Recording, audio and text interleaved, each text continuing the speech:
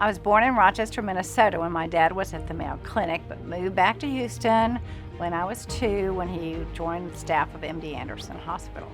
So grew up here, went to Vanderbilt for undergraduate, which is where I met Gil. He went to medical school at the University of Louisville, so we got married, we lived there, and it was not until after I had all 4 of the children that we were back in Houston that I came back and finished at U of H. I came away feeling like the University of Houston was the best kept secret in the city of Houston.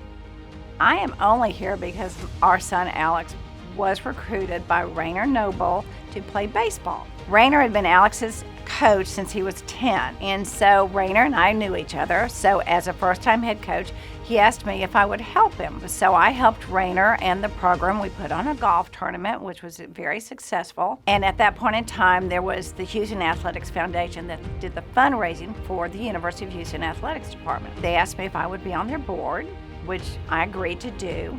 Then they wanted to do a fundraising project, and when I would come in and out of the facility, there was the Wall of Honor there that had the bronze of Carl Lewis, and I would walk by that, and I was always puzzled by the fact that none of the really most notable greats were on the Wall of Honor. So I said, why is that the case? And they said, well, it was started in 1971, but for some reason they stopped it in 1983. And I said, well, there's our fundraising project. Let's start it again. And we plan to have the first Hall of Honor starting in 1998. I was going to chair it as a volunteer. We were inducting just an amazing class. I don't think there's another university in the country that could rival that class. And Chet Gladchuck came in, and Chet spent 3 months trying to convince me to come to work for the department. Finally, Gil said, okay, try it. Just do it for a couple of years while Alex is still there. And I thought, okay. I really did think I would just be there for 2 years. But once I got in and got on campus, and you see the potential, and it just got in my blood, and 26 years later, I'm still there. I feel like I've just been blessed, and our family's been blessed by this entire experience. Well, when Mike said he needed to speak to me, I had no clue what it was about, and so when he actually told me why he was calling me, I was shocked. It was the furthest thing from my mind to even think that I would be getting an award here.